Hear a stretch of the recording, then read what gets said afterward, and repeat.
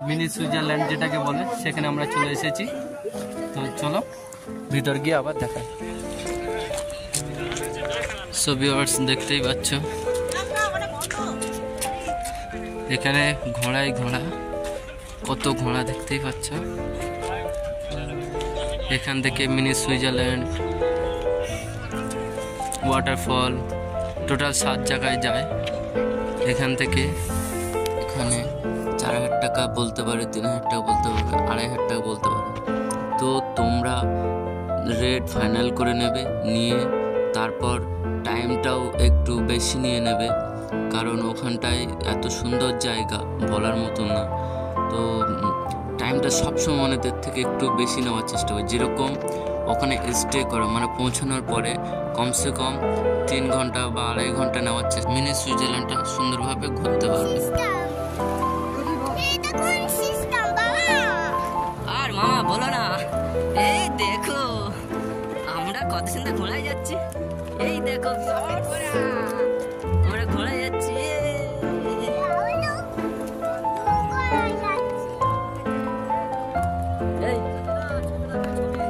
ছবি লাগবে না আমাদের। দেখতেই পাচ্ছ আমরা এখন এই ঘোড়ায় যাচ্ছি।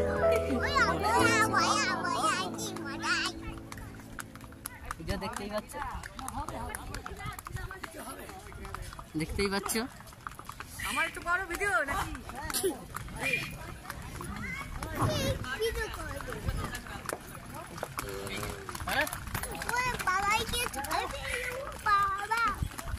এই যে আমাদের ছোট, সেই মজা নিচ্ছে আমাদের ছোট, দেখতেই পাচ্ছ। চোখ বন্ধ করে নেবে।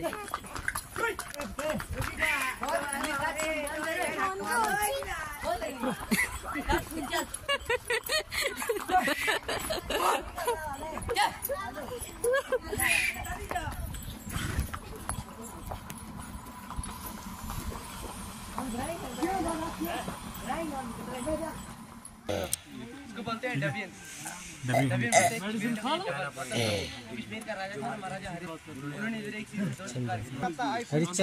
हरीश सिंह तो उसने एक तरह से 2 शिकार खेले थे। वो शिकार करने का बहुत शौकी था। तो जब ये वहाँ पहुँचा वो इसमें रहता, इस मकान में रहता था। अच्छा। एक तीर से 2 शिकार खेले, तब इसका नाम पड़ गया डबियन। डबियन है प्लेस, पहला प्लेस ये आता है। डबल का माने हो गया, डबियन का माने हो गया यानी कि डबल, कश्मीरी में डबल। ठीक है, तो एक तीर से 2 शिकार खेले थे। शेर। মিনি সুইজারল্যান্ডে যাওয়ার সময় এই স্পটটা অবশ্যই পড়বে। এই স্পটটা হচ্ছে রাজা হরিশ সিং এক তীরে দুটো শিকার করেছিল। তো একটা হরিণ আর একটা বাঘ। তো পিছনের দিকে যে ঘরটা দেখালাম সেই ঘরে উনি রেস্ট নিত। আর দেখতেই পাচ্ছ আমরা এই পাহাড়ের কানা দিয়ে উঠছি, প্রচুর রিস্কের জায়গা, প্রচুর খাড়াই জায়গা।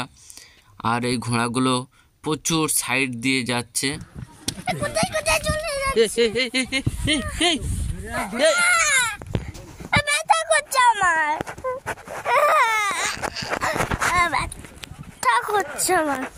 দেখতেই পাচ্ছ ঘোড়াগুলো প্রতিদিন একই জায়গায় দিয়ে গিয়ে ওদের রাস্তা ওরা দেখছে। হাতি চড়বো,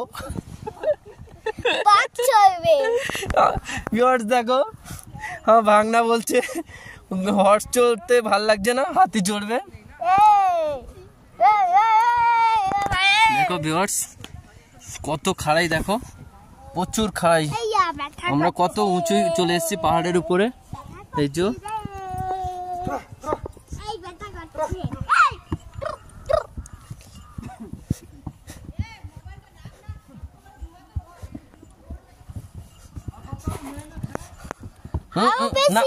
না না একদম না।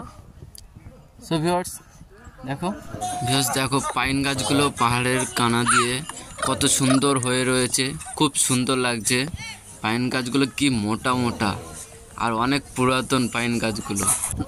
এইখানটায় সবথেকে মজার বিষয় তখন হচ্ছে বরফ পড়লে। এখানে ভিউয়ার্স বরফ পড়ে প্রায় 4 থেকে 5 ফুট করে। তো বরফ যখন পড়ে এখানটায় খুব সুন্দর লাগে, সাদায় সাদা বরফের ভিতর দিয়ে ঘোড়াগুলো যখন যায় খুবই সুন্দর লাগে। কিন্তু রিস্ক যেটা থাকে সেটা হচ্ছে কোথা থেকে যাচ্ছে সেটাই বড় রিস্ক থাকে।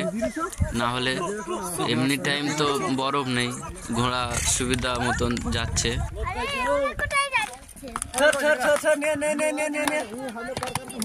দেখতেই পাচ্ছ, এই যে আমরা এখন ঘোড়ায় সাবারি করছি, খুব মজার জিনিস। এই যে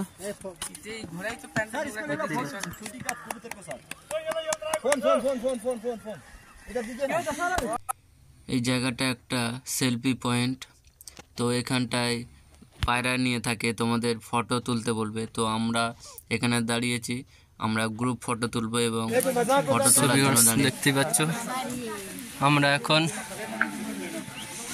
মেন পয়েন্টে চলে এসেছি। এখানে এসে একজনের টিকিট 15 টাকা, 12 বছরের ঊর্ধ্বে ফুল টিকিট লাগে, দেখতেই পাচ্ছ এখানে। আর এই যে মেন ভিউ, আর এখানে দেখো শয় ঘোড়া দাঁড়িয়ে আছে, হ্যাঁ হাসা ঘোড়া। এই যে আমি দড়ির উপর দিয়ে ঝুলবো, দেখবি এখানে দেখছো। আমরা এখন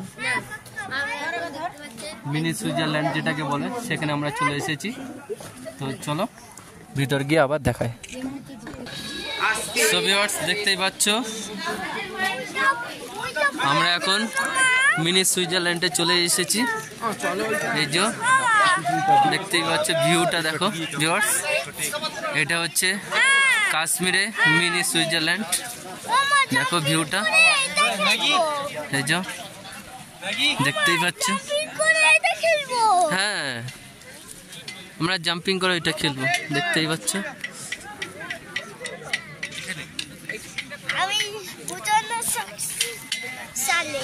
দাঁড়াও এক না। সো ভিউয়ার্স, দেখতেই পাচ্ছ আমরা এখন পৌঁছে গেছি মিনি সুইজারল্যান্ড। এই যে ভিউটা দেখো ভিউয়ার্স, এখানে যখন বরফ পড়ে তখন এত সুন্দর লাগে বলার মতো না। বাট আমরা তো এসছি বরফ ছাড়াই, তো এখন বরফ নেই, তো সবুজে সবুজ চারিদিকে কত সুন্দর লাগছে। পুরো সুইজারল্যান্ডের যেরকম দৃশ্য সেই দৃশ্য আমাদের কাশ্মীরে দেখা যায়। তো এই স্পটটাকে মিনি সুইজারল্যান্ড বলে। এই সাইডটা জঙ্গল আর গেটের বাঁ সাইডটাও জঙ্গল। আর এই যে দেখছো এটা হচ্ছে মেন গেট, এখান থেকে প্রবেশ করার জন্য। এই ভিডিওটি এই পর্যন্ত, আবারও দেখাবে নেক্সট পর্বে। তো ভিডিওটি কেমন লাগছে, ভালো লাগলে লাইক শেয়ার কমেন্ট করবেন আর সাবস্ক্রাইব করতে ভুলবেন না। সবাই সুস্থ থাকুন, ভালো থাকুন, আবারও দেখাবে নেক্সট পর্বে। ভিডিওটি দেখার জন্য থ্যাংক ইউ, ধন্যবাদ।